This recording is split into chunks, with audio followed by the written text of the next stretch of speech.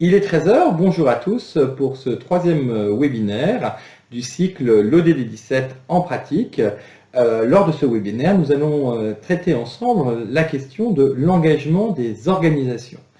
Nous sommes très heureux de pouvoir vous présenter la plateforme L'innovation territoriale en action qui, depuis 2018, a lancé une capitalisation au service de l'ensemble des territoires, capitalisation d'une décennie de travail sur la co-construction territoriale. Et c'est en fin 2018 que l'ANCT, la Caisse des dépôts, le groupe La Poste et le Rameau ont décidé d'expérimenter cette plateforme et la série de webinaires qui va avec. En 2020, nous avons marqué une nouvelle étape puisque nous avons remis les travaux de cette plateforme au réseau des pionniers des alliances en territoire dont nous allons avoir les résultats de la 6e rencontre que sa secrétaire générale, Élodie Julien, nous commentera dans un instant.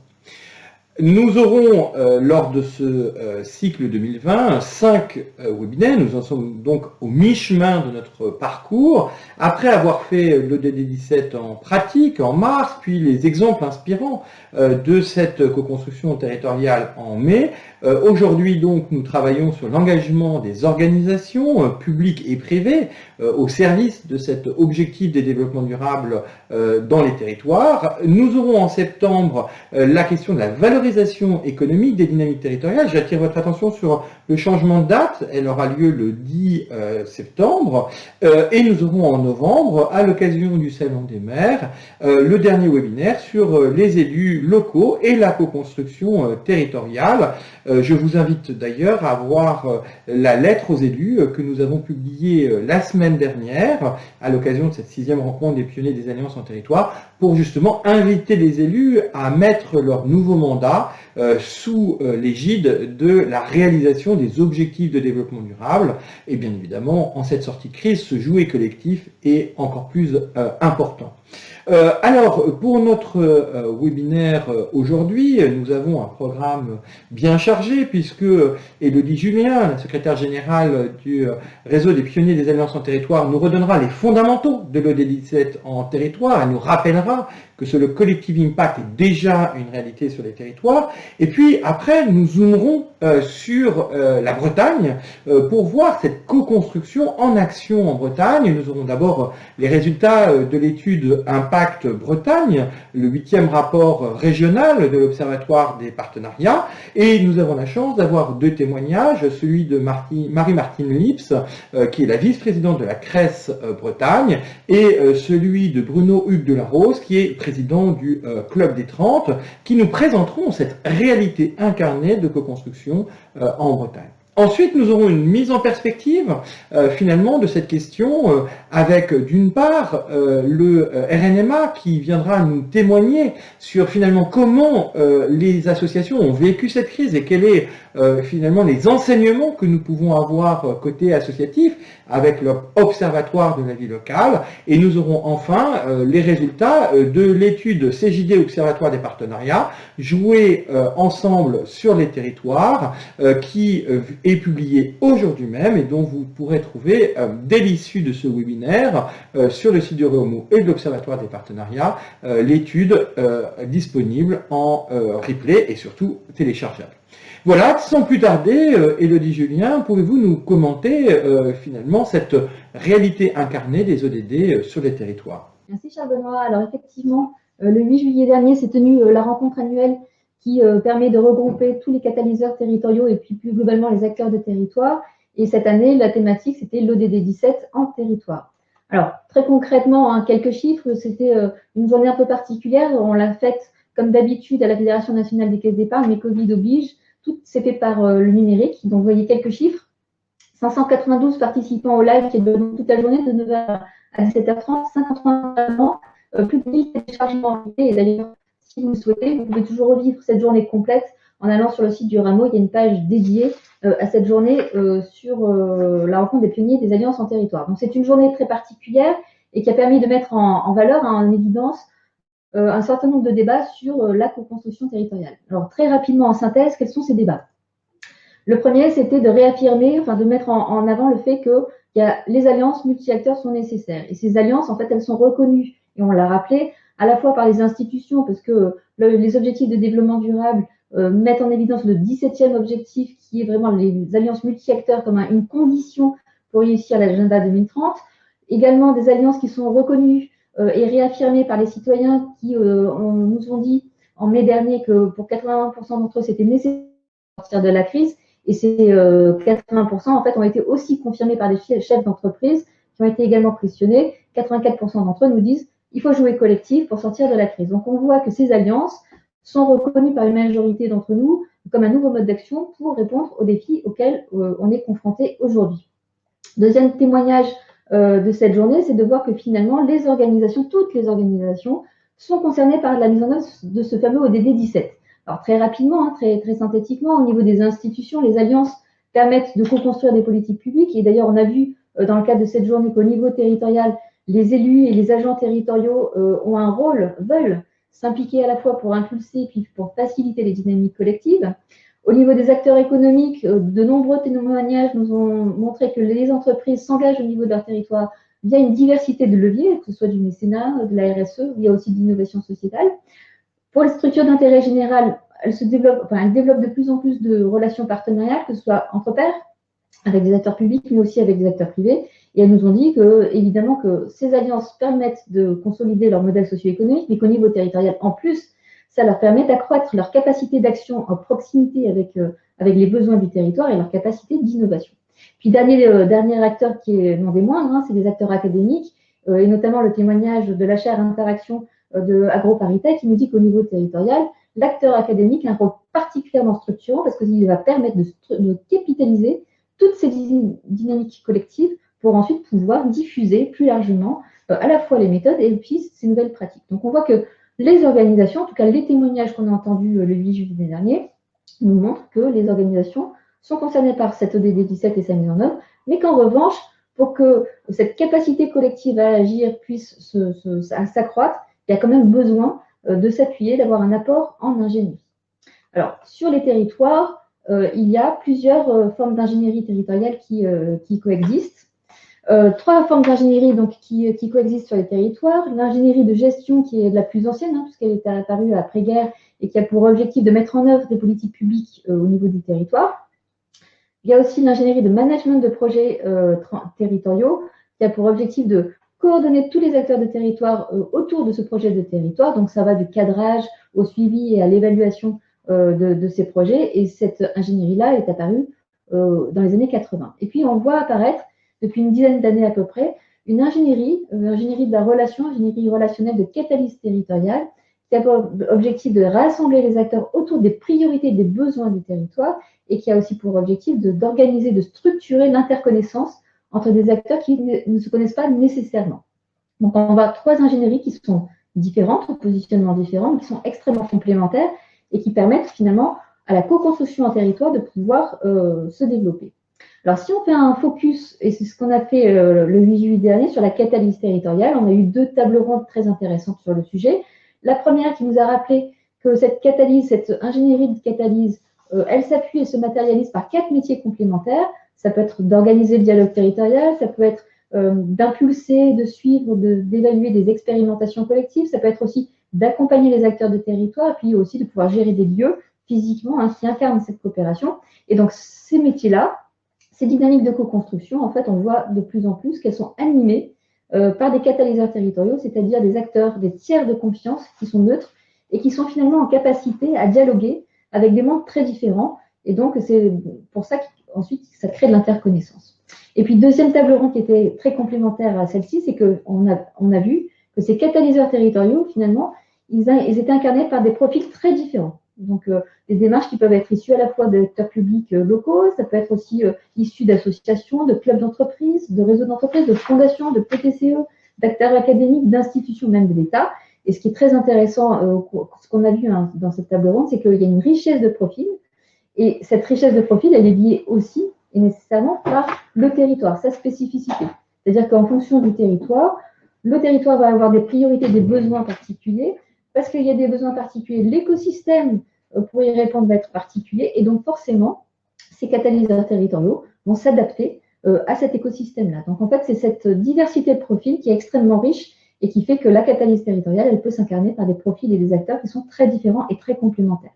Et donc, ce qu'on a retenu finalement de cette journée, c'est que la catalyse territoriale, cette ingénierie-là, elle a pour vocation finalement de féconder le territoire en matière d'alliance au service des besoins locaux du territoire. Et pour conclure notre journée, on a vu 2 autres tables rondes où on s'est dit, mais finalement, pour faire alliance, pour que ça s'inscrive dans la durée, il y a deux enjeux qu'il faut pouvoir adresser dans les prochaines années. Le premier enjeu, c'est qu'il y a une nécessité de pouvoir articuler les ingénieries et les acteurs selon les échelons territoriaux. Il y a des acteurs qui se positionnent au niveau national, ceux qui se positionnent au niveau régional, voire local, et on voit que ces positionnements sont différents, mais extrêmement complémentaires. Et par ailleurs, quel que soit l'acteur, il y a à la fois besoin de pouvoir s'appuyer sur des expertises métiers, et aussi de pouvoir connaître plus globalement, plus transversalement le territoire. Donc il y a plein d'articulations, il y a toutes ces articulations qu'il faut faire pour que le fer alliance puisse s'irriguer et s'inscrire dans la durée. Mais aujourd'hui, ces articulations ne sont pas complètement fluides, et donc c'est ça qu'il faut trouver dans les prochaines années. Le dernier enjeu qu'on a adressé au cours de cette journée très riche, c'est la question du numérique. Le numérique, ça nous impacte tous depuis un certain nombre d'années, ça impacte les usages, les équipements, la formation, on va apparaître aussi la facture numérique. Et ce qu'on a vu dans cette dernière table ronde, c'est qu'il est clair que le numérique, c'est un outil qui est facilitateur, qui est démultiplicateur, donc qui est structurant pour le faire ensemble, mais ça doit rester un outil au service du faire ensemble, c'est-à-dire ça ne doit pas occulter le sens que l'on souhaite donner, c'est-à-dire la valeur que l'on souhaite donner à nos projets collectifs. Donc, pour que ce faire alliance, cet ODD 17, il puisse s'inscrire dans la durée, 2 enjeux qui sont issus donc de cette journée des pionniers, c'est à la fois d'articuler les ingénieries, les échelons territoriaux, et ça c'est encore à trouver, et de pouvoir penser le numérique au service du faire alliance, et ça c'est vraiment un enjeu également extrêmement intéressant. Voilà très rapidement, très synthétiquement tous les sujets qu'on a abordés lors de cette journée du 8 juillet, très riche, beaucoup de témoignages, des vidéos, des tables rondes. Donc encore une fois, elle est toujours accessible en replay toute la journée sur notre site. Il ne faut surtout pas hésiter à aller la consulter parce qu'elle est disponible dès maintenant. Voilà. Merci beaucoup, Élodie. Et vous savez que nous aimons bien dans ces webinaires, nous aimons bien allier à la fois des éléments de modélisation qui proviennent des retours d'expérience de terrain et d'allier avec des exemples très concrets et des illustrations qui proviennent finalement de tel ou tel territoire.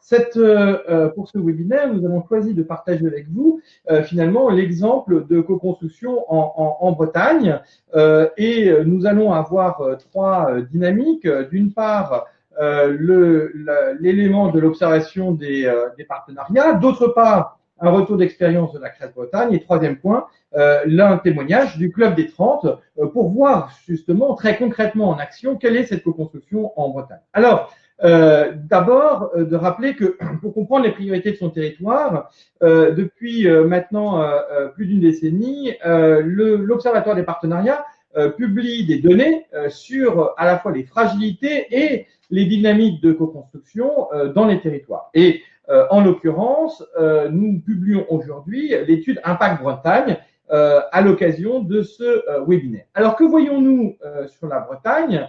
Nous voyons d'une part que le profil socio-économique de la Bretagne est très particulier, avec 3,4 millions d'habitants, 1200 communes, 240 000, un peu plus de 240 000, 45 000 entreprises, 70 000 associations, et avec finalement des indicateurs de fragilité qui sont plus en deçà que la moyenne nationale, en dehors des questions de vieillissement, de mobilité, de handicap.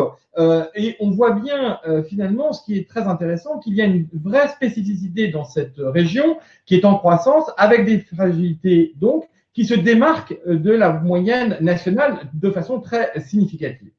Qu'est-ce qu'on voit aussi dans cette dynamique?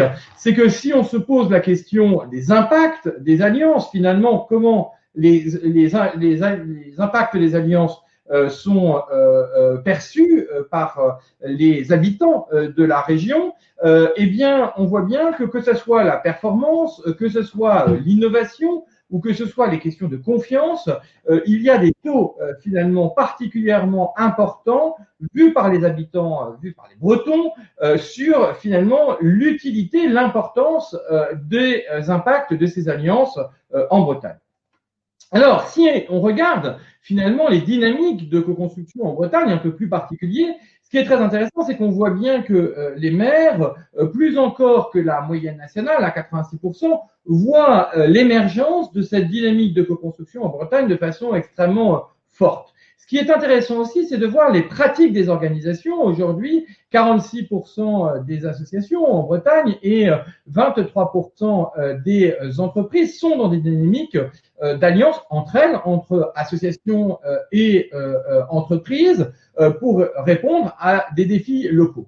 Ce qui est très intéressant lorsqu'on analyse un peu plus approfondi, de façon approfondie la Bretagne, c'est que c'est un territoire très spécifique, issu d'une tradition de construction entre pairs. C'est-à-dire que avant d'être dans une dynamique de co-construction, il y a d'abord eu, de façon très traditionnelle et très historique, une pratique de construction entre pairs, entre univers, finalement, au sein de chacun des univers, extrêmement marqué. Et je pense que le témoignage de la Cresse Bretagne et du Club des 30 en seront des témoignages très marquants. Alors, en termes de pratique, ce qui est très intéressant, si on regarde de façon plus approfondie quel type de partenariat entre les structures d'intérêt général et les acteurs économiques sont mis en place, en revanche, là, on voit un phénomène très intéressant, c'est qu'il y a des attentes qui sont très différentes. Côté associatif, de façon plus marquée que la moyenne nationale, finalement, il y a une attente pour aller vers des partenariats de type mécénat, où l'entreprise, finalement, vient donner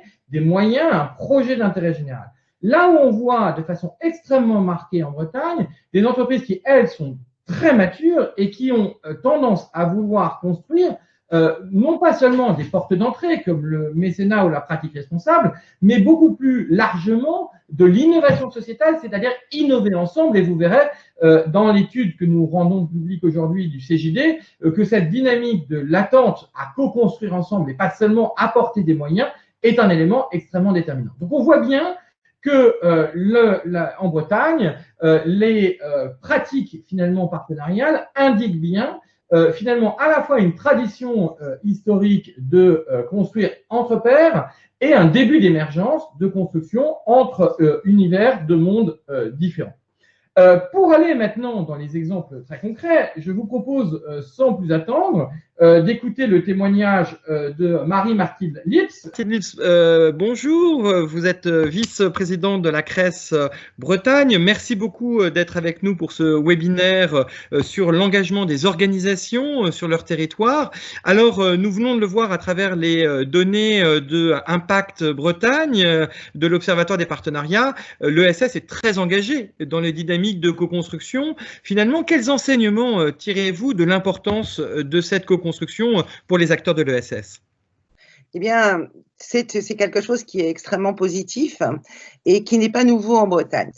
C'était très intéressant de voir l'étude que vous avez produite parce qu'elle rejoint tout à fait les priorités de la stratégie régionale de l'économie sociale et solidaire en Bretagne. Donc, on a bien les mêmes constats. Cette stratégie, elle date pas d'hier, comme je le disais tout à l'heure, puisque lorsque nous préparions les états généraux, ça remonte déjà à une dizaine d'années, lorsque nous préparions les états généraux de l'ESS en Bretagne, en 2010, nous nous sommes aperçus que oui, la Cresse pouvait faire remonter un cahier d'espérance, comme on disait à l'époque, mais que ça n'avait peut-être pas tellement d'intérêt d'avoir l'avis de la Cresse, même si à la Cresse, il y avait un certain nombre d'acteurs présents dans le conseil d'administration, mais que ça serait beaucoup plus intéressant de faire travailler l'ensemble des acteurs, même ceux qui n'étaient pas administrateurs de la Cresse, sur un certain nombre de fiches pour réaliser ce cahier d'espérance. Et en fait, à partir de ça, on s'est dit, mais c'est plus qu'un cahier d'espérance, ça se dessine une stratégie pour l'ESS en Bretagne. Donc, nous avons commencé à travailler avec la région, notamment, pour monter ça et pour avancer sur cette stratégie. Bon, on a été rattrapé par la loi ESS en 2014. Et donc, maintenant, cette plateforme de la stratégie régionale de l'ESS en Bretagne, qui comporte non seulement des acteurs de l'ESS, mais aussi des collectivités territoriales et l'État, se réunit 2 fois par an et travaille à suivre à élaborer la stratégie, puis ensuite, bien évidemment, en suivre la mise en œuvre. Et ça nous a permis de mettre en place un certain nombre de choses, dont l'écosystème, dont je vais reparler après, qui est vraiment très territorialisé, mais aussi des priorités. Et la dernière plateforme, les priorités, c'était la transition énergétique et écologique, le bien vieillir et la solidarité et l'accès de tous aux services. Donc, on voit que ça reboucle absolument avec l'étude que vous avez produite. Les points forts transversaux restant énormément l'écosystème d'accompagnement, les financements et l'ingénierie immobilière. Et pour pouvoir arriver à développer tout ça, on est vraiment totalement sur la coopération, puisqu'on a bâti au fil des années un écosystème extrêmement fort et surtout bien maillé sur le territoire. Puisque c'est parti d'une étude du Césaire qui remonte vraiment maintenant assez loin, qui avait mis en évidence la nécessité d'avoir des pôles territoriaux. Et là aussi, à l'époque, on avait deux options. Soit la région décidait de déployer des animateurs territoriaux sur l'ensemble du territoire, soit elle demandait à la CRES de faire des antennes sur les territoires. Et ensemble, on s'est dit non, c'est pas la bonne solution. La bonne solution, c'est de s'appuyer sur les acteurs. Et donc, on a décidé qu'il faudrait des pôles sur l'ensemble du territoire, mais que pour que ces pôles existent, il fallait d'abord qu'il y ait des acteurs qui souhaitent les faire exister et qui s'engagent dedans. Et ensuite, qu'il fallait que les collectivités territoriales s'engagent également auprès de la région. La région a chargé la CRES de faire de la coordination et de la sensibilisation et de l'animation pour permettre l'éclosion de ces pôles. Et petit à petit, les pôles se sont construits à l'échelle territoriale des pays, puisqu'en Bretagne, on avait appliqué totalement la loi Ouinet et qu'on avait des pays sur l'ensemble du territoire. Et donc, petit à petit, depuis maintenant 3 ans, l'ensemble du territoire est couvert par les pôles. Donc, ces pôles ont un rôle d'animation territoriale. D'ailleurs, c'est assez drôle parce que quand j'ai regardé sur la plateforme, vous parlez beaucoup de catalyseurs territoriaux et on est exactement là-dessus. Que les pôles ont pris en charge totalement le dialogue territorial. Leur rôle, c'est de faire s'interconnaître les acteurs, de repérer quelles sont les dynamiques en œuvre au niveau de l'économie sociale et solidaire, de faire partager ces dynamiques aux collectivités territoriales et inversement, de faire partager aux acteurs ESS du territoire le projet de territoire porté par la collectivité. Donc là, on est bien sur cet aspect-là. Et puis évidemment, au fur et à mesure du temps, on s'est aperçu qu'il manquait quelque chose. C'est-à-dire qu'il y avait des projets, des idées qui étaient là et qu'elles ne trouvaient pas toujours le bon accompagnement et qu'elles n'arrivaient pas toujours à se réaliser et que parallèlement, il y avait quelquefois une sensibilité de la part des collectivités, que peut-être il manquait quelque chose, mais sans arriver très très bien à dire quoi et à vraiment arriver à ça. Et là, on a décidé de voir comment on pourrait pallier ce trou dans la raquette en montant ce que nous avons appelé les tags. Les tags, c'est territoire agile et c'est à la fois un révélateur, un idéateur et un incubateur. L'idée, c'est d'arriver à créer des entreprises locales collectives et innovantes pour répondre aux besoins du territoire. Et petit à petit, on a réussi à créer 4 tags, un par département. On est allé bouger une fiche du FSE pour arriver à l'intégrer. On a vraiment, tout le monde s'y est mis et on est arrivé à avoir ces 4 tags qui permettent absolument des expérimentations collectives et de l'accompagnement. On est toujours dans votre catalyseur territorial. Donc là, c'est vraiment le rôle des tags avec la CRES, évidemment. Et puis, au-delà de ça, alors bien évidemment, il y a de la gestion de lieux communs, du coworking, de l'accueil, soit directement par le pôle ou par le tag, soit accompagné par le pôle et par le tag par des acteurs territoriaux. Et la région joue le jeu puisqu'elle met 35 000 € sur les pôles. Elle a également été changer ses fiches de FSE pour pouvoir financer les tags et les collectivités mettent au pot aussi. Donc, on arrive à vraiment mailler la totalité du territoire comme ça. Et puis, c'est fait jour aussi à un autre besoin qui était de dire, parce que bien évidemment, dans le même temps, on a voulu sensibiliser les jeunes à l'ESS. Donc, on a été les premiers à mettre en œuvre les coopératives jeunesse de service, modèle canadien, modèle québécois, très intéressant. Mais pendant un premier temps, nos coopératives d'activité et d'emploi ont porté l'accompagnement des CJS, mais c'était un peu difficile. Donc on s'est dit, il y a plein d'innovations qui se font. Il y a évidemment les coopératives jeunesse de service. Derrière, il y a eu des coopératives jeunes majeurs, parce que une fois les vacances terminées, on avait aussi des jeunes qui avaient besoin de continuer à faire des choses, donc on les a accompagnés comme ça. Et puis les coopératives de territoire, notamment dans les quartiers de la ville, notamment à Rennes, où là aussi, il y avait des expériences extrêmement intéressantes qu'il fallait accompagner. Et là, on a créé le CRIC. On adore donner des noms un peu bizarres. Donc, on a créé le CRIC. Et le CRIC, c'est une coopérative régionale d'éducation à l'entrepreneuriat collectif. Et dans le CRIC, on retrouve bien évidemment les mêmes. On retrouve des pôles, on retrouve des tags, on retrouve la crèche, on retrouve des coopératives d'activité et d'emploi. Et on se met tous autour de la table pour pouvoir accompagner. Et pendant la crise Covid, on a eu un parfait exemple de ça, puisqu'on a eu des couturières dans le Morbihan qui, entendant que les collectivités territoriales du coin n'arrivaient pas à trouver des masques, ont dit « mais nous, on est capable de faire des masques, mais on ne sait pas très bien, on sent bien qu'on est quelques-unes et quelques-uns à pouvoir faire ça, mais comment on fait ?» Et là, ils ont fait appel au pôle. Le pôle a fait appel à la crèche et on a commencé à chercher comment on pouvait mettre tout le monde autour de la table. On n'avait pas le temps de créer une société coopérative d'intérêt collectif, il fallait répondre à la demande le plus rapidement possible. Et c'est le CRIC qui a pris la possibilité de coordonner tout ça, qui a accompagné, qui a aidé à ce que la logistique se mette en place, qui a permis, par le biais du CAP, qui est les contrats d'accès qui peuvent être portés en accompagnement pour des gens qui sont en recherche d'emploi. Et donc, on était bien dans ce cas-là pour un certain nombre d'entre elles. Et donc, on a monté ça avec l'idée par la suite de pouvoir en faire.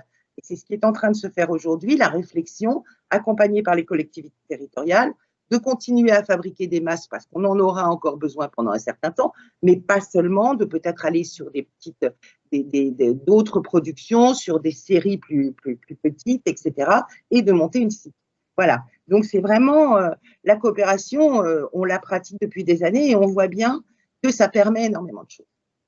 Alors, vous parliez, on voit bien, vous avez un rôle de défricheur et effectivement, la Bretagne a souvent cette tradition un peu de défricher un certain nombre d'éléments, dont la coopération. Vous parliez tout à l'heure d'un ancien rapport du Césaire. Je crois qu'il y a un nouveau rapport qui va sortir à la rentrée, justement pour faire l'état des lieux de ces coopérations. Est-ce que, sans nous dévoiler ce qui sera les enseignements de ce grand rapport, mais en tous les cas, nous donner quelques angles de vue de ce rapport? Voilà, alors l'idée, c'était de se dire, est-ce qu'en Bretagne, plus particulièrement, il y a de la coopération entre les entreprises et les collectivités, entre les entreprises et les citoyens? Traditionnellement, on se dit que la Bretagne est une terre de coopération, mais on voulait aller voir un petit peu plus loin. Et donc, on a effectivement auditionné un certain nombre d'entreprises et on s'est aperçu que oui, il y avait déjà des choses, que c'était en train de bouger énormément. Si je peux donner par exemple 2 exemples de ce qui se fait, on a d'une part quelque chose autour de la société ENAF, les pâtés ENAF que tout le monde connaît, c'est le pâté du navigateur, c'est un des emblèmes de la Bretagne, et qui sont situés dans le Finistère. Et ils se sont aperçus qu'ils avaient beaucoup de problèmes de logistique pour aller livrer les enseignes, etc. Et que finalement, ils étaient un certain nombre à avoir ça. Et ils se sont dit, au lieu d'être dépendants des chargeurs, et donc de devoir nous adresser à un chargeur pour pouvoir aller livrer dans les endroits qui nous vont bien, pourquoi on n'inverserait pas la chose et que nous nous occuperions de ça? Et ils ont créé un GIE dans lequel ils sont un certain nombre d'entreprises du Finistère pour pouvoir être beaucoup plus efficaces sur ces questions-là et ne pas dépendre de grands chargeurs nationaux. Ça, c'est typiquement le genre de choses. Alors, ils sont passés par le GIE. On a aussi beaucoup de groupements employeurs en Bretagne, donc on a aussi été voir un peu ce qui se passait de ce côté-là. Et on a par exemple aussi une autre problématique bien bretonne, la bière. De plus en plus de microbrasseries en Bretagne, ça prend vraiment beaucoup d'importance. Or, il s'avérait que sur le malt, on n'était pas bon du tout, on était complètement dépendant d'autres régions. Et donc, il s'est créé la malterie de Bretagne qui récolte de l'orge, qui la transforme et qui s'est formée sous forme de cycle de société coopérative d'intérêt collectif. un des intérêts, et moi ça m'a beaucoup amusé en tant que ESS, c'est que le directeur, le gérant de cette SIC, il ne connaissait rien à l'ESS. Il a eu cette idée de devoir mettre à la fois les brasseurs et les producteurs d'orge autour de la table. Il a cherché s'il y avait quelque chose qui pouvait lui permettre de faire ça. Il a trouvé la SIC, il a dit c'est vachement bien ce truc-là. C'est génial, je fais ça.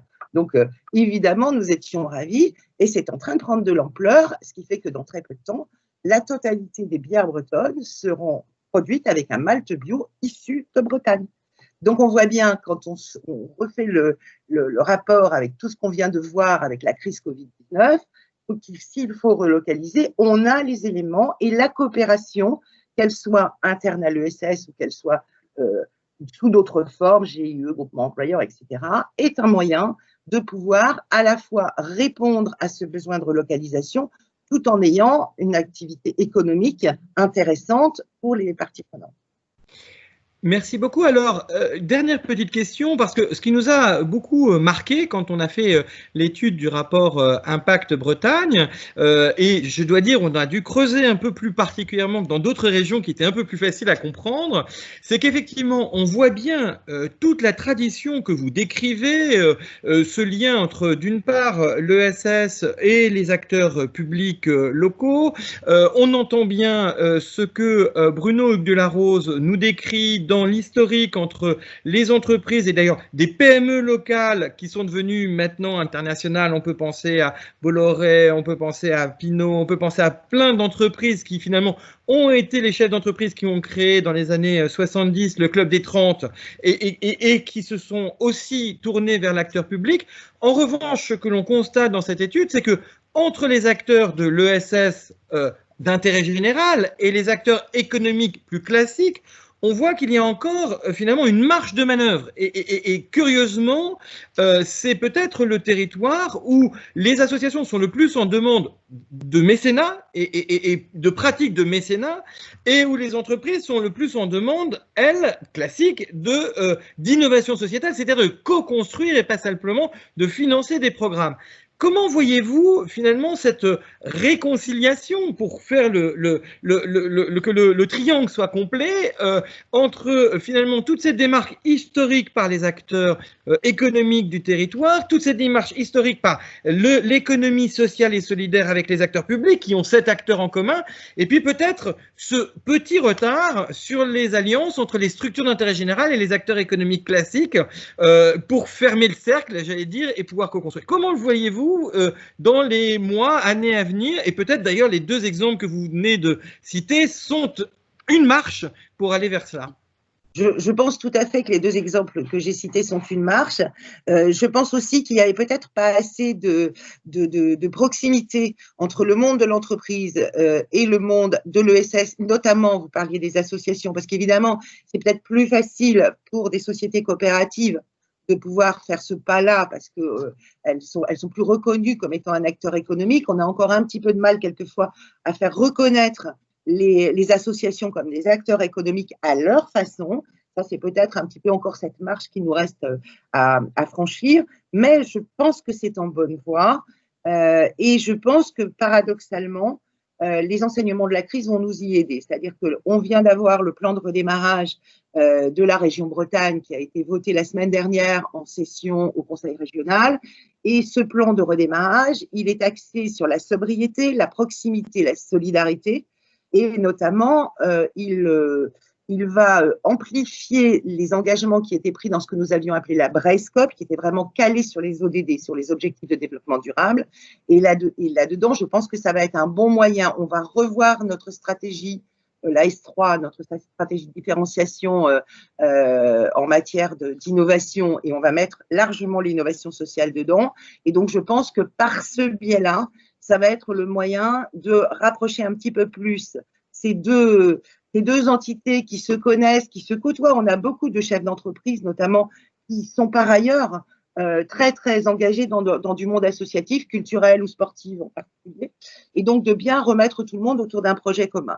Et je pense que, paradoxalement, la crise va nous y aider.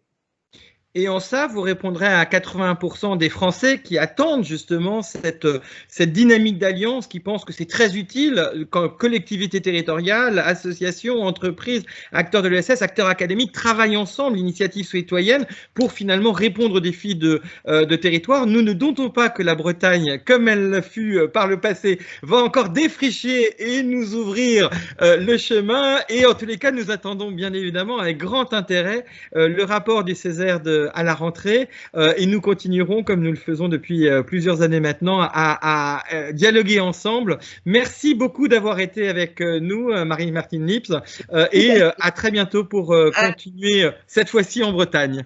À très bientôt. Au revoir. Au revoir.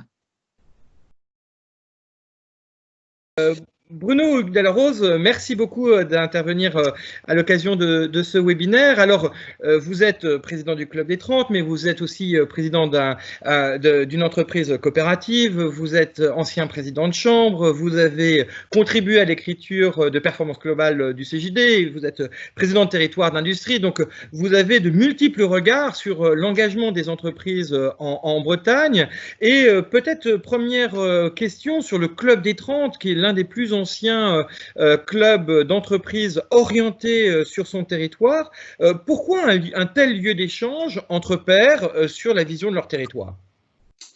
Eh bien, ce qui est la caractéristique, Charles Benoît, de l'ensemble de ces expériences, c'est que les situations ou les contextes dans lesquels les gens se sentent en force sont rarement des endroits où on s'interroge sur un avenir et sont rarement des facteurs de militantisme. C'est parfois un facteur d'arrogance, mais rarement de militantisme. Or, la Bretagne, que vous évoquez, a eu un moment le sentiment d'être fragilisée par son côté très ouest par rapport au reste de l'Europe. Et le général de Gaulle, d'ailleurs, lorsqu'il avait eu les Bretons qu'il avait rejoints, il faut bien le rappeler, ce sont les premiers à avoir rejoint qui se sont battus sur les lignes françaises, et c'était déjà vrai pour la Première Guerre mondiale, avait apprécié ce courage de gens qui, face à l'adversité, se mobilisent. Et bien le Club des 30, c'est ça. C'est des gens qui se disent, il y a une adversité, je vais y venir après, on va essayer de la gérer, et si on la gère seul, isolé, on est fragilisé. L'adversité, c'était d'abord les infrastructures qui n'étaient pas suffisantes par rapport à cette connexion avec le reste de l'Europe que j'évoque, avec le reste de la France d'abord, mais avec le reste de l'Europe. Paris est centraliste, mais il faut vraiment les deux aspects. Et donc, ça explique que le Club 30 s'est battu sur beaucoup d'infrastructures. Il était à l'origine du combat pour la LGV au même titre qu'avec les politiques. Il s'est battu pour l'aéroport de Notre-Dame-des-Landes, aéroport commun Nantes-Saint-Nazaire d'un côté et Rennes de l'autre, mais aéroport fait pour le Grand Ouest. Il s'est beaucoup battu aussi pour les connexions routières de renom. Il s'est aussi battu pour Combi Ouest. Il s'est battu aussi pour Brittany Ferry. D'ailleurs, Jean-Marc Rouet est un des membres du Club des 30, le patron de Brittany Ferry. Il s'est battu à chaque fois dans une logique de dire faisons en sorte qu'ensemble, on justifie une accessibilité logistique qui fasse qu'on est performant. On s'est aussi beaucoup battu sur deux autres sujets qui sont le numérique et puis, j'allais dire, un traitement de l'énergie compétitive, et notamment avec la création de Redeo. Bon. Et là, on retrouve chez le Club de 30 la prise de conscience que, rassemblant des grandes entreprises de l'Ouest avec des centres de décision de l'Ouest, il fallait que les centres de décision restent dans l'Ouest. C'était absolument capital, même si les entreprises avaient des vocations mondiales. Et donc, il était absolument essentiel que l'ancrage territorial puisse entraîner quelque part l'ensemble des PME d'un territoire. Hein, toujours le même principe de se dire une entreprise isolée est en danger, une entreprise donneur d'ordre sans ses sous-traitants est également en danger. Alors, le type de sous-traitants nécessaires, c'est à la fois des fournisseurs, bien évidemment, mais c'est aussi des centres de recherche, c'est aussi des dispositifs de formation. Et c'est pour ça qu'on a retrouvé le Club des 30 pour aider à former des personnes de niveau qualifié, plutôt avec une logique entrepreneuriale, en disant, écoutez, ne faites pas simplement que rejoindre les grands groupes, vous pouvez vous y former, mais faites aussi vous-même vos propres entreprises pour créer ce fameux tissu. Un modèle vendéen gigantesque, si vous voulez, c'est ce que je pourrais dire dans un durée. L'autre caractéristique du Club des 30, c'est la capacité à se parler très franchement sur des intérêts stratégiques sur lesquels il faut se mobiliser. Je l'évoquais tout à l'heure sur l'aéroport de Notre-Dame-des-Landes. Encore une fois, même si ça ne s'est pas fait, ce qui pour nous est une véritable catastrophe à long terme. Et je dis ça malgré le Covid. C'est-à-dire que, évidemment qu'il y aura moins d'avions, mais le sujet n'est pas qu'il y ait moins d'avions. Le sujet est que les territoires soient connectés de façon raisonnée. Et on n'arrête pas de dire que, justement, il va falloir qu'on ait de l'avion à plus de 2 heures. Et donc, pour ceux qui veulent l'avion à plus de 2 heures, il y a rien à faire, il faut un aéroport. Parce que si vous dites à quelqu'un, vous prenez déjà 2 heures de TGV pour aller chercher un avion qui ensuite vous emmènera en Europe, il y a un moment où l'équation est trop lourde pour nos entreprises. Mais indépendamment de cet aéroport, le vrai sujet, c'est de se dire à un moment comment se mobilise-t-on les uns les autres pour faire en sorte que notre territoire soit un endroit qui ait toujours un coup d'avance dans le développement. Bon. Et donc, il faut choisir, et nous avons 2 éléments sur lesquels je crois que le club a bien réfléchi.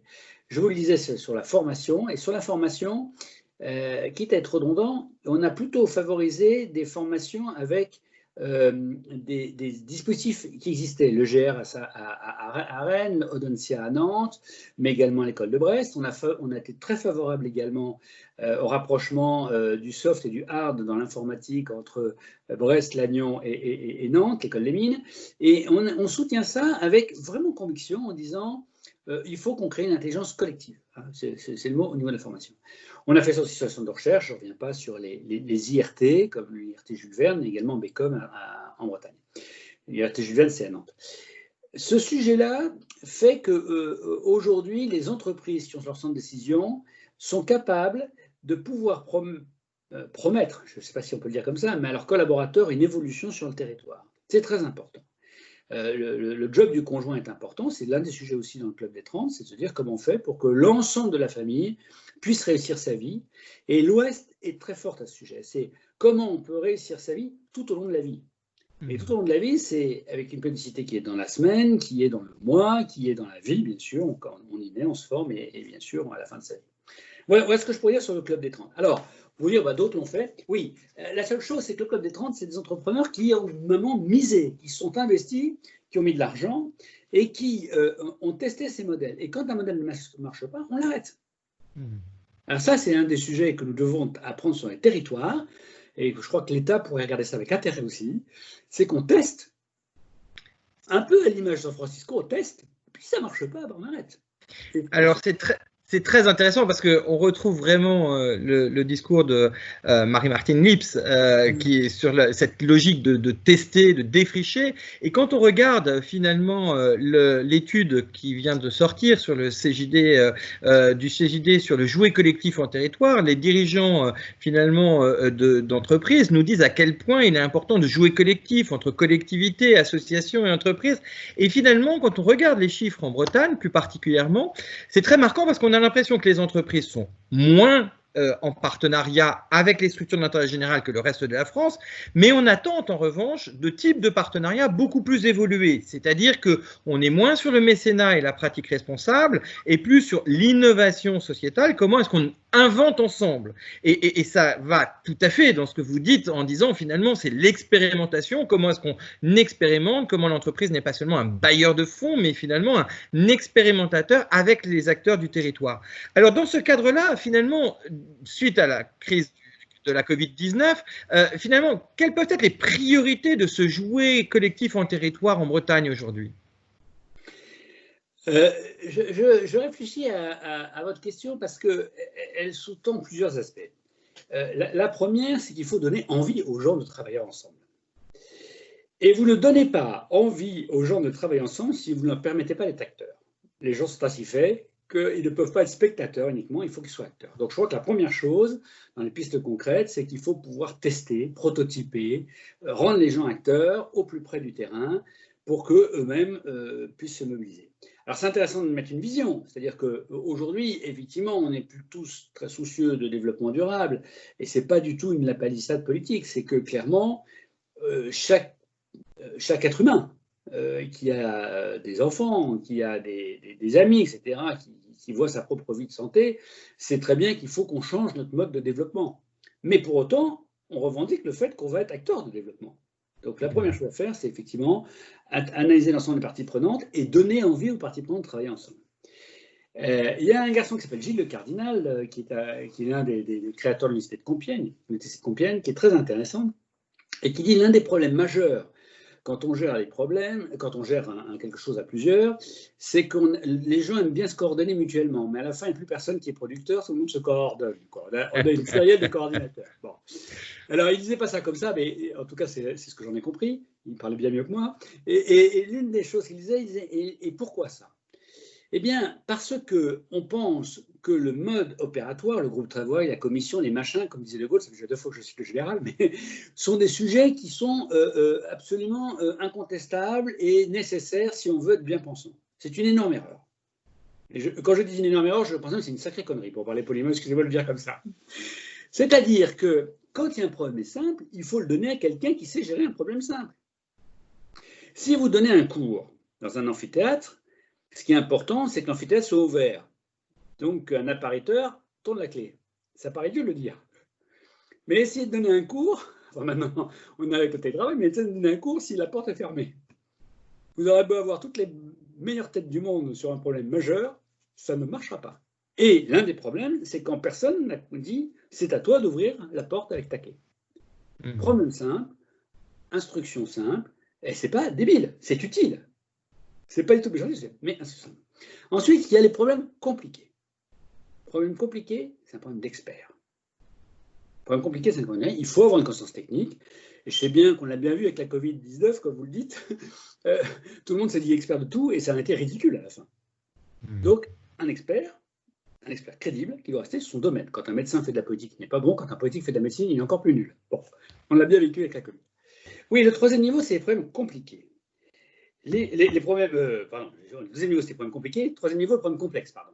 Complexe. Les problèmes complexes, là, ce n'est pas un sujet d'expert, c'est un sujet d'intelligence collective. Donc, ce qu'il faut, c'est des gens qui ont chacun leur domaine d'expertise et une capacité à travailler ensemble. Or, quand un dirigeant d'entreprise ou un animateur ne fait pas dissociation entre un problème simple, un problème compliqué et un problème complexe, ça donne ceci: je donne à un groupe d'experts le choix de travailler sur la manière d'ouvrir la serrure de l'amphithéâtre que j'évoquais tout à l'heure. Il y a peu de chances que le cours démarre à l'heure. Il y a peu de chances qu'on arrive sur ça. Bon. Eh bien, c'est notre problème à tous. C'est quand on veut faire l'intelligence collective, on mélange, et nous, je crois que les Bretons, on a compris que les problèmes compliqués étaient à gérer avec des experts et que les problèmes complexes étaient à gérer en collectif. Pas à des gens qui prennent des postures, mais à des gens qui savent quel objectif ils veulent atteindre. Pas des gens qui cherchent un aspect existentiel, mais des gens qui disent on est trop peu reconnus pour prendre le luxe, je ne sais pas si c'est le mot, mais enfin pour se disperser dans des rivalités un peu stériles. Je crois que c'est ce qui caractérise les Bretons. En tant que président de territoire de l'industrie, Saint-Nazaire est la ville industrielle de France qui a résorbé son taux de chômage en passant de 23% à 8% sur les 25 dernières années. C'est le seul cas. Il y a des gens qui ont réussi à combattre le chômage sur d'autres aspects, mais par le développement de l'industrie, c'est le seul cas. Alors aujourd'hui, on est un peu touché par l'aéronautique, c'est clair. Et effectivement, avant, il n'y avait que la navale, et aujourd'hui, il y a l'aéronautique, la touristique, etc. Eh bien, l'une des choses qui a été caractéristique, c'est à un moment un diagnostic sans appel. Parce que le jour où on fait un diagnostic sans appel, on peut entendre les signaux faibles, et le jour où on entend les signaux faibles, on sait se remettre en question et on peut avancer. Je crois que c'est ce qui est très probant. Et quand le gouvernement a souhaité que les territoires, analyser ce qui se passe sur les territoires, il nous a demandé à Jean-Claude Pelter, qui est maire de Pornichet, qui est d'ailleurs un de mes anciens vice-présidents avec lequel on a créé Neopolia, et puis à moi en tant qu'ancien président de chambre, d'animer cette démarche. On a réuni 55 personnes. On était surpris. Pourquoi ils sont venus? C'est chez l'entreprise, il y a eu des leaders aussi de communautés de communes, il y avait des chercheurs, etc. Et en fait, ils nous ont dit, vous savez, ce qui nous plaît, c'est qu'on n'a que 3 réunions et on doit produire quelque chose. Et on a développé, c'est incroyable, 52 projets. Ils sont en cours d'analyse et de financement, ils ne se font pas tous. Mais on a créé une dynamique. Et ce qui était très, très amusant, c'est qu'il y avait plus de présentéisme à la 4e réunion qu'à la première. Alors ça c'est très fort. C'est un grand discours. Ça, c'est très fort. Voilà, exactement.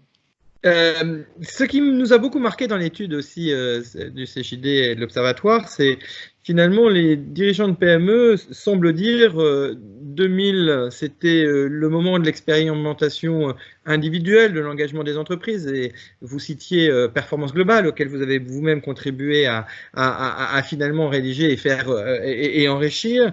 2010, celui des réseaux, où finalement, entre pairs, on va agir ensemble et répondre à des problèmes.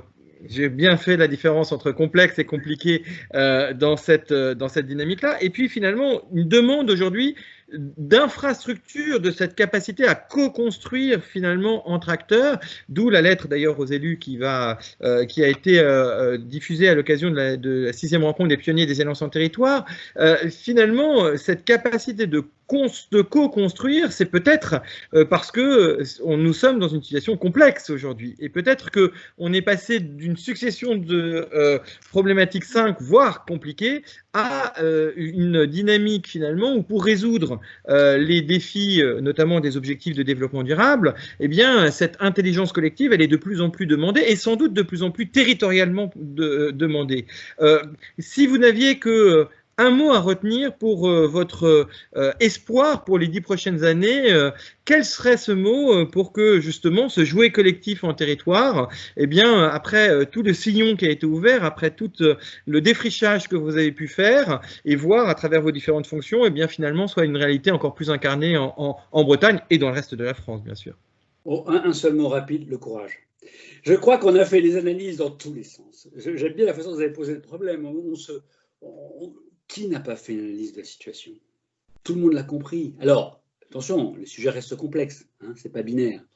Mais le courage d'assumer des priorités par rapport au reste. On le voit bien aujourd'hui. Je vais le dire assez, de façon très, très réductrice sans doute.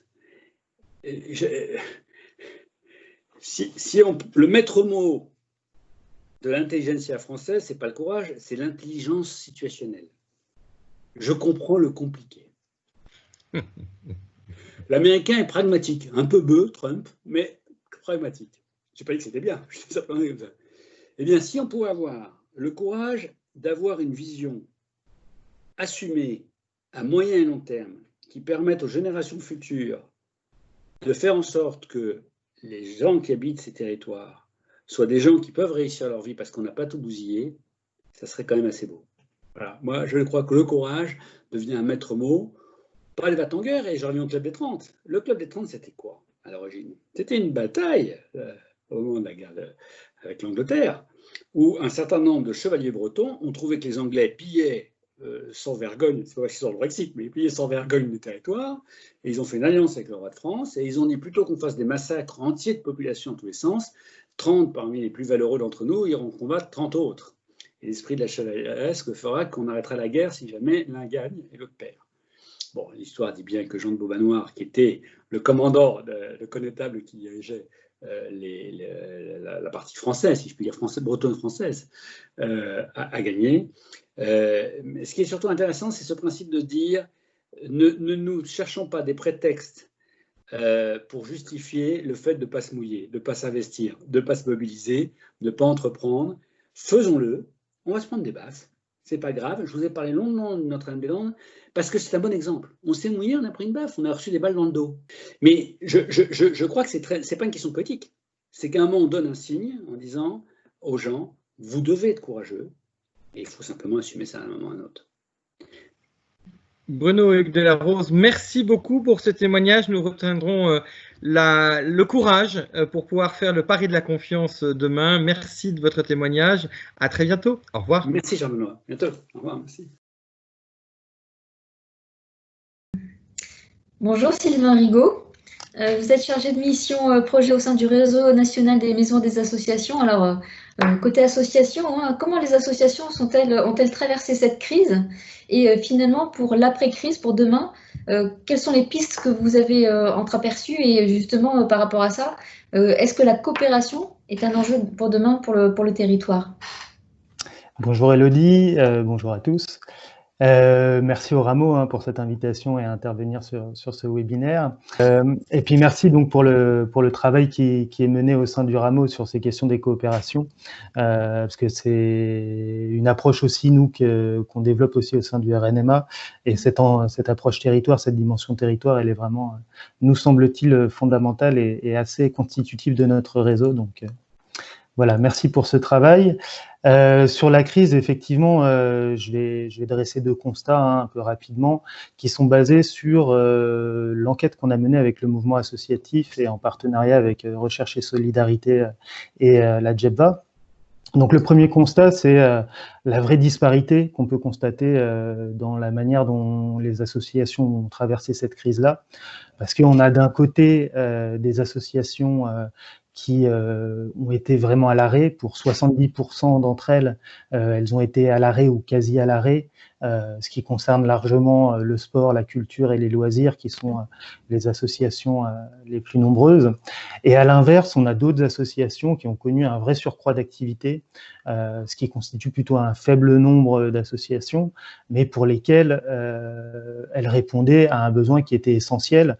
Je pense à la dépendance qui a été fortement impactée durant la crise, la précarité avec toutes les dimensions d'aide alimentaire, la question des quartiers populaires, les violences faites aux femmes ou la protection de l'enfance. Ça a été toute une série de domaines sur lesquels le secteur associatif a été vraiment au rendez-vous de la solidarité qui était nécessaire à ce moment-là. Deuxième constat, ça a été une vraie fragilisation des associations et de leur modèle socio-économique. On voit bien que sur toutes les dimensions, elles ont été impactées, que ce soit la perte de revenus parce que perte d'activité, que ce soit sur la question de l'augmentation des dépenses parce que équipements sanitaires et autres dépenses qui ont été rendues inutiles parce que événements annulés ou autres. Des vraies incertitudes qui se sont développées sur les partenariats et l'évolution de ces partenariats. Toute une dimension aussi de baisse des dons des entreprises. On voit bien qu'elles ont été aussi, elles aussi impactées par la crise fortement et maintenant même certaines associations hésitent à aller solliciter du mécénat. Et enfin une fragilisation sur les ressources bénévoles. Donc on voit bien que vraiment tous les aspects du modèle socio-économique associatif sont impactés. Donc voilà, ça dresse un panorama qui n'est pas forcément très réjouissant de la situation des associations. Mais il y a quand même eu, à mon sens, la crise a aussi révélé un certain nombre de solidarités qui sont exprimées et je pense que ça peut être des appuis sur lesquels construire demain et notamment cette question de la coopération. Pour moi, la première dimension, c'est vraiment de redonner des marges de manœuvre au territoire pour organiser ces solidarités locales. On voit bien que c'est l'échelle pertinente pour arriver à créer ces coopérations qui permettent de faire face aussi aux crises et aux situations inédites comme celles qu'on a rencontrées. Alors d'abord, il y a la dimension entre associations, cette coopération entre associations. On l'a vu notamment à Vénissieux avec 4 associations qui ont construit avec la MDA et qui ont structuré tout un service d'aide alimentaire auprès des personnes en grande précarité. On le voit aussi au niveau des collectivités, dont un certain nombre ont construit avec les associations des partenariats pour toutes ces questions d'aide sociale. Donc là, à Dijon, à Mulhouse, il y a eu des initiatives très intéressantes et certaines collectivités ont même développé en tant que telles des plateformes pour organiser la solidarité localement et donc ont été vraiment en première ligne sur cette question-là. Et enfin, il y a aussi entre réseaux que ces coopérations doivent se faire.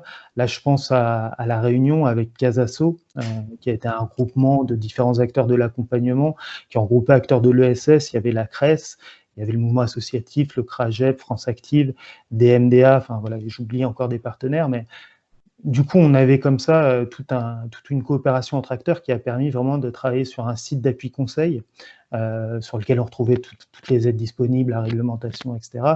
Et l'organisation de webinaires qui a aussi permis aux acteurs d'être informés, etc.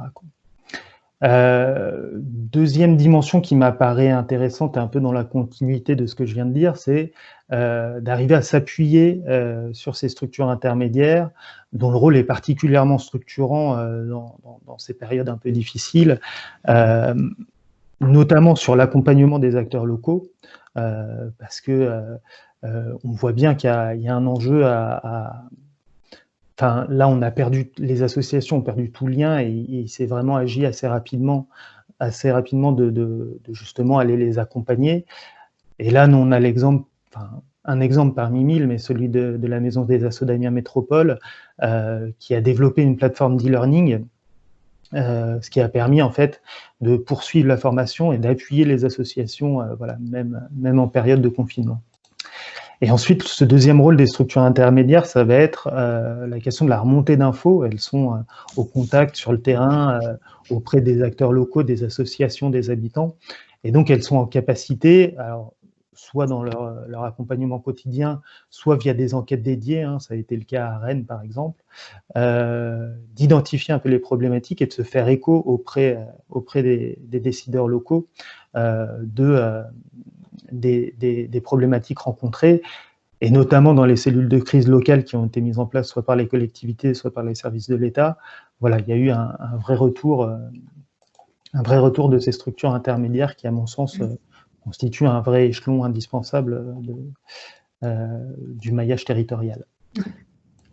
Et donc voilà, pour conclure, juste à mon sens, il y a un vrai enjeu à reconnaître aujourd'hui le rôle qu'a joué le secteur associatif. On voit bien, la crise a révélé aussi l'importance du secteur associatif dans certaines de ses dimensions et puis dans son rôle structurant pour organiser la solidarité sur les territoires. Et je pense voilà, ce serait bon d'apprendre de cet épisode, de ressortir par le haut en ayant une meilleure reconnaissance tant au niveau local qu'au niveau national de la vie associative. Eh bien, merci Sylvain. Merci Élodie. À bientôt. À bientôt.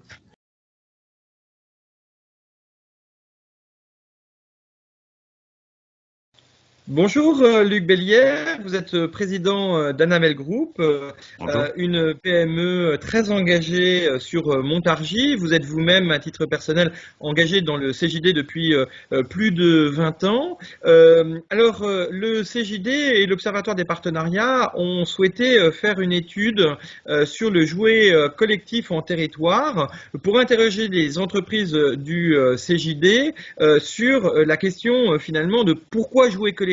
On avait une étude avec l'Observatoire qui a été publiée mi-juin qui rappelait que 84% des PME et TPE françaises souhaitaient jouer le collectif. Nous avons souhaité ensemble savoir qu'est-ce que cela signifiait et c'est pour ça que nous avons mené cette deuxième étude. Et je le rappelle, nous avions dans les mêmes conditions mené il y a 10 ans une étude pour mieux comprendre les positionnements des PME engagées en France puisque les CJD sont très en avance, très pionniers finalement des questions de performance globale de l'entreprise. Alors pourquoi finalement le CJD s'intéresse à cette question?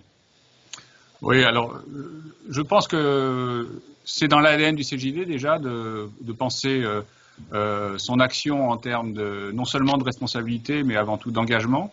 Et il y a maintenant 20 ans, le CJD avait lancé toute une réflexion de développement du développement durable au sein de l'entreprise et avait donc développé la performance globale, c'est-à-dire de penser la performance non pas que de manière économique, mais aussi la performance envers toutes les parties prenantes. Donc ça voulait dire être performant aussi pour son environnement sociétal. Et c'est pour ça qu'effectivement, il y a 10 ans, le CJD s'est joint au Rameau sur plusieurs actions. Et parce que les thématiques sur les alliances et les partenariats sont en plein dedans. Et 20 ans après, l'ADN de performance globale inscrite dans le CJD est toujours à l'œuvre. Et je pense que l'étude est assez intéressante quand on va venir s'intéresser aux entreprises qui pourraient être les plus matures, étant donné la fibre expérimentatrice du CJD. Alors justement, que nous apprend cette étude du CJD et de l'Observatoire des partenariats sur les besoins. Aujourd'hui, on sort de la crise. Quels sont les besoins des PME engagées? Alors, si on compare les résultats de cette étude par rapport à l'étude précédente menée par le Rameau, on se rend compte que les entreprises qui sont déjà fortement engagées et matures sur ces sujets-là sont beaucoup plus résilientes que les entreprises en moyenne en France. Ensuite, elles sont plus convaincues de la nécessité de jouer collectif. Je pense qu'elles ont compris que quand on est collectif, eh bien, on est plus résilient, justement, et que finalement, plus on est engagé, plus on est convaincu. C'est en forgeant qu'on devient forgeron, et c'est un petit peu ce qui se passe. Par contre, ce qui ressort aussi, c'est qu'elles ne demandent pas de mesures très spécifiques, mais elles demandent plutôt une stabilité et un enjeu structurel au pouvoir public, c'est-à-dire à la fois sur la valorisation du jouet local, en fait, un peu de la relocalisation, etc., à la fois en termes juridiques et financiers, c'est-à-dire vraiment essayer de trouver des mesures qui soient structurelles mais stables. Et ce qui ressort de l'étude, c'est finalement une mise en avant très forte de la question de l'innovation. Quels enseignements finalement sur le jouet collectif en territoire sur cette question de l'innovation? Très clairement, déjà dans l'étude qui avait été menée il y a 10 ans, on avait vu qu'elles avaient compris que c'est un levier d'innovation. Là, je pense que c'est une confirmation très nette et peut-être même renforcée. Là où on voit l'évolution entre il y a 10 ans et aujourd'hui, il y a 10 ans c'était plus une source d'innovation sur les produits, sur la meilleure façon de produire les produits, plus respectueux de l'environnement, et puis sur l'interne, comment gérer les ressources humaines, je pense à l'insertion certainement, enfin toutes ces questions-là. Aujourd'hui, on voit qu'il y a un glissement vers les services. Et je pense que là, il y a une vraie attente de ces entreprises engagées pour que les alliances les aident à aller vers plus d'économie de la fonctionnalité et de la coopération. C'est vraiment l'EFC, je pense, qui doit être sous-jacente là-dessus. Et puis, on voit aussi qu'il y a une innovation sur l'impact aussi. C'est-à-dire que ce qui est très net, c'est que les entreprises se rendent compte que les alliances peuvent aider leur impact sur la société. Et avec qui, finalement, faire alliance? Ah oui. Alors, là où les entreprises sont déjà très intégrées dans leur environnement économique, c'est-à-dire les réseaux, les fédérations professionnelles, on voit émerger aujourd'hui une demande très claire, plutôt d'alliance avec les acteurs du territoire. Et là, c'est les associations, les structures d'intérêt général, et puis aussi sur les collectivités, les élus locaux. Et il y a une vraie demande. Et je pense que les chefs d'entreprise qui sont moteurs et engagés sur leur territoire demandent à ce que les gens aujourd'hui sortent de leur silo. C'est-à-dire qu'on arrête de penser uniquement en structure d'intérêt général d'un côté, en engagement politique de l'autre et en engagement économique enfin. Et que tout ça, ça doit être transversal. Et que pour réussir le développement d'un territoire, il ne faut pas ni être dans la concurrence et la compétition, ni être dans la protection d'une chapelle.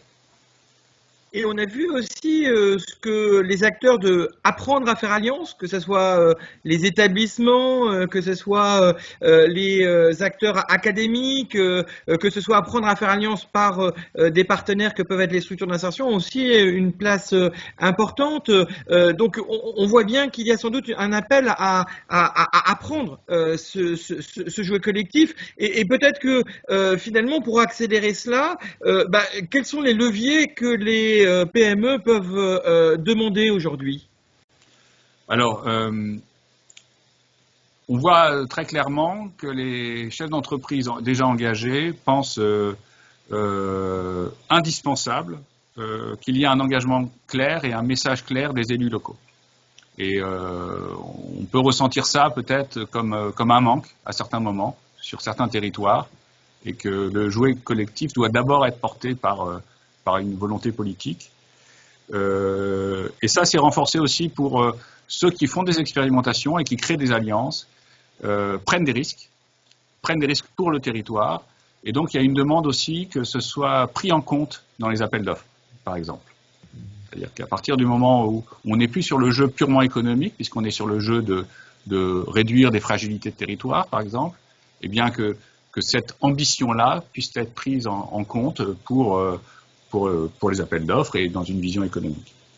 Et puis le dernier sujet qu'on voit poindre sur les entreprises les plus matures, c'est la demande d'un cadre juridique un peu souple, parce qu'effectivement, c'est pas toujours simple de constituer une alliance et de la faire rentrer dans le cadre juridique actuel. Merci beaucoup. Alors, on retiendra effectivement que finalement, si les PME veulent jouer collectif en territoire, c'est avant tout pour innover en matière économique, mais aussi innover en termes de besoins et de défis du territoire. Et puis que finalement, eh bien, cet attelage avec à la fois les élus locaux, les acteurs de l'apprendre à faire alliance et les associations est sans doute à construire collectivement et de façon plus structurelle qu'aujourd'hui. Merci beaucoup. Luc Bellière, pour votre intervention. Merci d'avoir piloté tout au long de cette étude, finalement, ce cheminement, et à très bientôt pour poursuivre les expérimentations communes. Ce fut un plaisir. Merci beaucoup, Charles Benoît. Au revoir.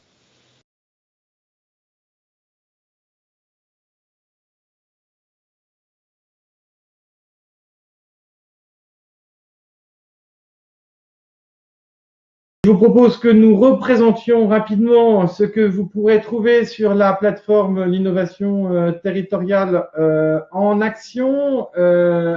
Juste un mot avant de vous dire que au-delà de la publication sur l'étude au niveau des CJD, nous allons publier aujourd'hui aussi à partir du site du Rameau, le blog à 14h30, un benchmark sur l'engagement ODD des entreprises que nous avons réalisé avec nos partenaires du groupe Vive, et à travers le retour d'expérience de 10 grandes entreprises, comment est-ce que se sont appropriées les ODD et comment elles le mettent en pratique de façon extrêmement concrète. Et donc, sur la plateforme l'innovation territoriale, plus globalement, vous allez trouver bien évidemment le programme 2020.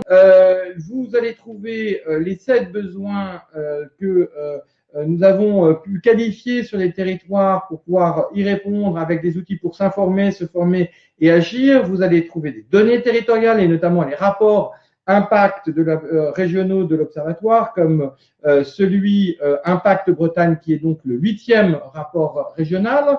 Vous allez trouver des informations sur les 350 catalyseurs territoriaux. Vous allez trouver des informations depuis cette année sur la question des alliances et des objectifs de développement durable. Et puis, vous allez y retrouver toute la question du recensement des besoins et des programmes d'action, tant en urgence qu'en relance, sur le Covid-19. Donc, n'hésitez pas, il y a un kit pratique qui vous est dédié. Et dernier point, si on rentre un tout petit peu dans les détails, vous avez à la fois des publications, des MOOC, vous pourrez avoir après accès à des centres de ressources pour aller plus loin en termes de boîte à outils. Tous ces éléments-là sont bien sûr disponibles. Nous vous souhaitons à tous une excellente journée, un très très bel été, et nous vous disons à bientôt sur les territoires pour co-construire ensemble le bien commun. Au revoir. Au revoir.